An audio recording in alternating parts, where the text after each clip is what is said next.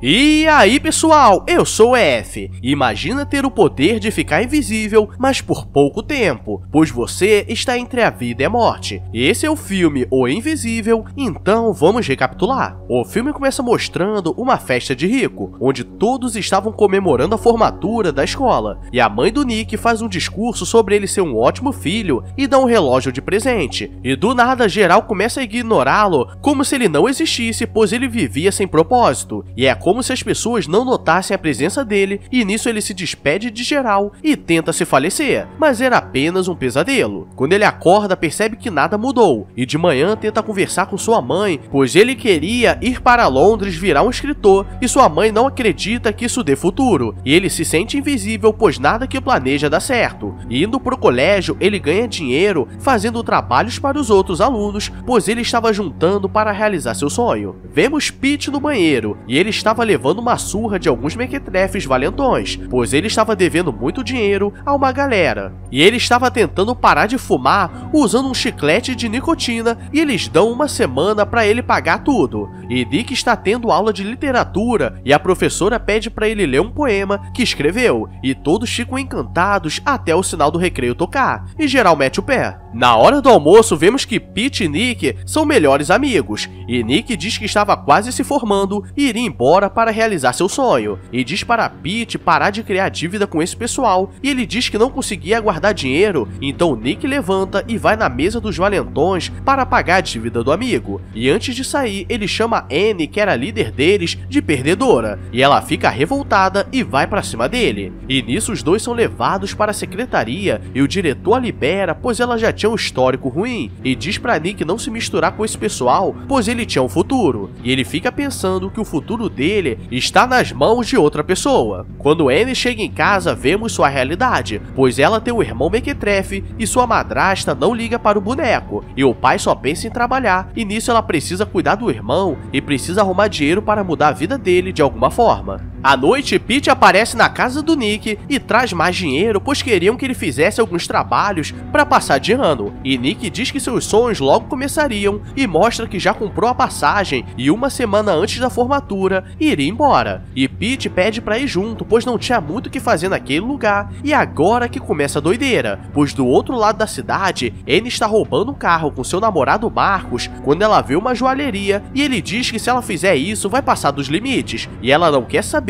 e os dois precisam fugir na loucuragem. E ela diz que precisava fazer muito dinheiro para mudar a vida do seu irmão, e Marcos pede para ela deixar as joias que ele venderia, mas ela quer vender sozinha, e ele liga para a polícia para explanar o que ela fez.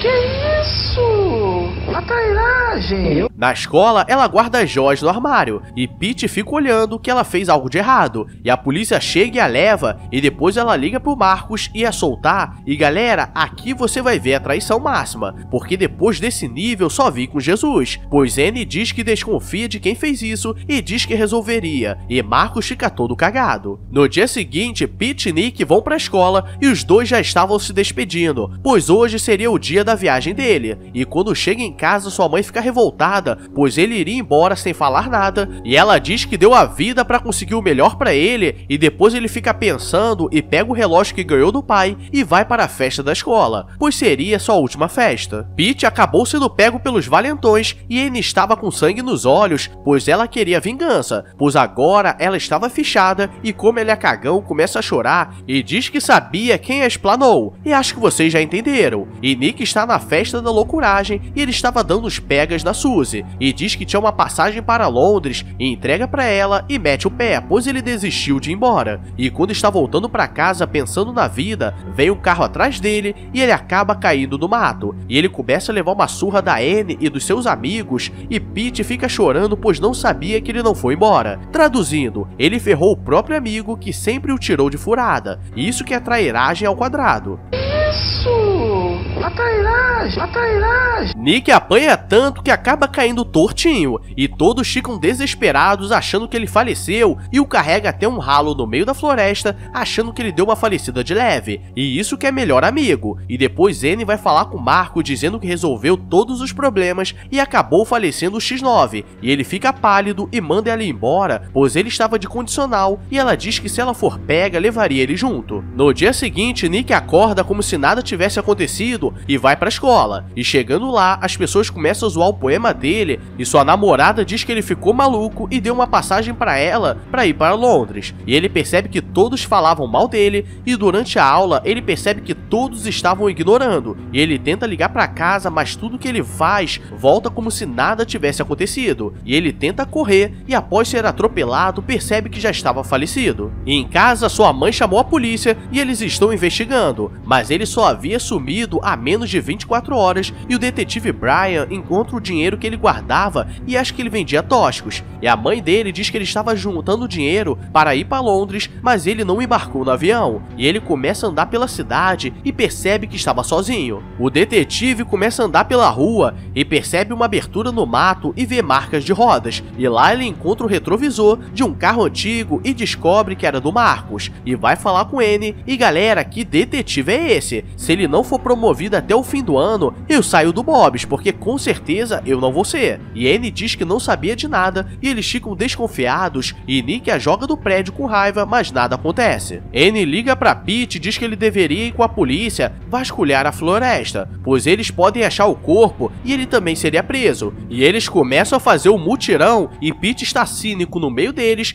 e Nick vai pra casa e sua mãe começa a ler um dos poemas dele, mas para no meio, e um de seus passarinhos começa a dar uma falecida de leve, e antes de falecer, a alma dele aparece do lado do Nick, mas quando o corpo falece, simplesmente desaparece, e ele percebe que ainda estava vivo e vai para a floresta. Chegando lá, ele tenta sinalizar o que estava acontecendo, e o cachorro consegue o ver, e eles acham o relógio que ele deixou cair. O problema é que o cachorro fica com medo e vai para o outro lado. E galera, se eu fosse o cachorro, também meteria o pé, porque duvido que vou seguir uma alma penada me chamando pro meio do mato. Tá maluco, já fico com medo quando o cara da água vem medir meu hidrômetro, imagina isso. À noite, Pete vai falar com Annie que não estava mais aguentando aquilo, e ela diz que se ele falar, ele vai ser preso junto, e ele vai embora com medo, e depois Annie chega em casa e se despede do seu irmão e diz que voltaria depois de alguns anos, e seu pai aparece dizendo que a polícia estava procurando, e ela diz que se fizesse alguma coisa com o irmão dela, voltaria e daria uma falecida nos dois, e Nick fica gritando perto dela e de alguma forma ela consegue sentir o peso. Na floresta, o especialista diz que se ele estiver desmaiado, poderia sobreviver 3 dias no máximo, e vemos que o corpo dele ainda estava vivo, mas muito fraco, e depois o detetive vai falar com Marcos para saber se ele sabe de algo, e ele diz que estava incondicional e estava fazendo tudo dentro da lei, mas o detetive sabe que ele estava envolvido de alguma forma. Nick volta para casa e fica com raiva, pois mesmo no meio disso tudo, sua mãe só estava pensando em trabalho, e ele começa a quebrar tudo, mas tudo volta ao normal, e sua mãe começa a chorar desesperada, pois não queria perder o filho, e essa foi a primeira vez que ele viu que ela se importava com ele. Pete está andando pela rua quando Marcos o para e diz que ele estava sendo seguido pela polícia e pede para ele o levar até o corpo do Nick, pois precisava resolver isso antes que tudo desse ruim. E no dia seguinte, Marcos faz uma armadilha para Annie, pois ele queria limpar a barra dele, e a detetive Kate estava atrás do Pete e quase que ela o perde de vista, mas Nick usa os pombos para chamar a atenção. Eles se encontram em um viaduto e Marcos diz que fecharia a boca dela antes que todos se ferrassem, mas a polícia aparece e ela consegue fugir, e Nick grita que ela seria pega, e ela escuta e diz que nunca. E ele percebe que ela consegue o escutar de alguma forma, e ele a segue até uma balada, e é a primeira vez que ele a vê sem touca, e depois ela vai no túmulo da mãe chorar, pois tudo que ela fazia dava errado, e Nick vai falando na consciência dela, e ela percebe que estava fazendo besteira. E depois ela vai na escola e guarda um dinheiro no armário, pois queria deixar para seu irmão, e como não tinha onde dormir, ela dorme na quadra da escola. E vou te falar, nunca vi um espírito com síndrome de Estocolmo. E no dia seguinte, ela invade a casa do Nick e começa a mexer em suas coisas, e vê que eles estudaram juntos quando eram pequenos, e percebe que não poderia fazer essas coisas e volta na floresta. O problema é que o corpo dele havia sumido, mas ela vê o chiclete de nicotina que Pete usava e vai falar com ele. E ele diz que o Nick não a entregou e nem ele, e ela percebe que foi o Marcus. Annie leva Marcus como refém até um lugar afastado, e ao mesmo tempo Pete se arruma para a formatura e toma vários tic-tacs para se falecer, e a alma dele sai do corpo e ele diz que estava arrependido e diz que o corpo dele estava preso na represa, e Marcus diz que estava na represa, mas que logo seria levado, e ela leva um tiro e consegue acertar nele também, e ela avisa para o detetive onde estava o corpo dele e pede para cuidar do irmão dela. Eles chegam na represa, mas ela seria aberta, e provavelmente o corpo dele seria levado, mas eles conseguem fechar a tempo e encontram o corpo dele por muito pouco, e galera, nunca vi uma pessoa lutar tanto pela vida, e ele é levado para o hospital, e ele começa a fazer uma fuga pela cidade, pois precisava ver o corpo dele. Nick está no hospital olhando o corpo peludo do seu dublê, e Annie chega baleada no hospital e ele vai a guiando, pois como ela já perdeu muito sangue, agora estava sensível ao mundo espiritual, e quando vai entrar no quarto dele, a mãe aparece e diz que foi tudo culpa dela,